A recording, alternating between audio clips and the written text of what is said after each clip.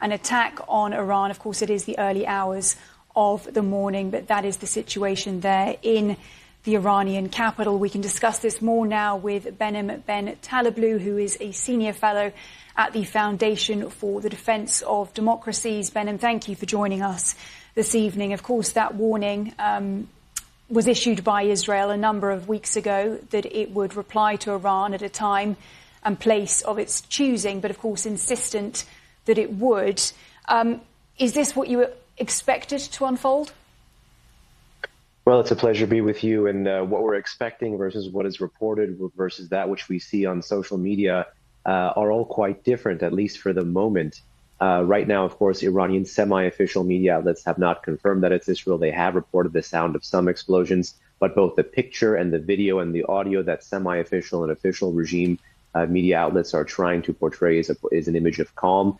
This stands in stark contrast to that which we see and is reported on social media and other forms of unofficial media outlets. Many had expected, yours truly included, that after Iran's historic second ever direct, overt, conventional ballistic missile attack from its own territory against Israel this October, that it was really a matter of when and not if the Israelis would respond, again, directly and conventionally. Right now, there is a question of how much attribution is behind the Israeli attack, meaning are the Israelis going to go for what they did back in April and not claim the attack and let the military maneuvers speak for themselves and allow Tehran this quote-unquote face-saving line of retreat? Or if we go later into the evening and more sites are struck with perhaps a different, perhaps more political targeting rationale, there could be a different narrative coming out of either Tehran or Jerusalem or even Washington, dare I say. But it's too soon to tell if this is what folks expected. What stance do you expect from the Iranian leadership now? Right now, I think the way they're playing is the way they're going to continue to play it unless there is massive casualties reported. There's always a debate when it comes to the use of force in the Middle East, if one is, quote unquote, and forgive the analogy, if one is, quote unquote, killing people or breaking things. One assumes that this response is looking to restore deterrence and therefore in the breaking things category. But if there is a significant casualty count, then I expect Tehran to change the stance that we're seeing in its semi-official media now and try to talk about a potential retaliation. But all else equal, looks like they're setting the tracks of the train in motion to say, nothing to see here, folks, turn the page.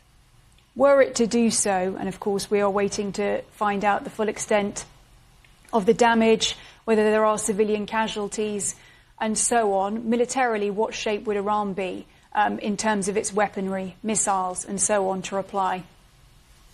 Well, again, based on how successful the reported Israeli strike is, whether they're going after just production facilities, as has somewhat been reported on Telegram, whether they're going after the entirety of the Islamic Revolutionary Guard Corps' aerospace network. By the way, this is the military entity that has the biggest ballistic missile arsenal in the Middle East. It would remain an open question how many medium-range systems, meaning how many systems capable of going about 1,000 kilometers plus. The estimated distance, depending on how you count, between Israel and Iran is about 900 kilometers to 1,400 kilometers.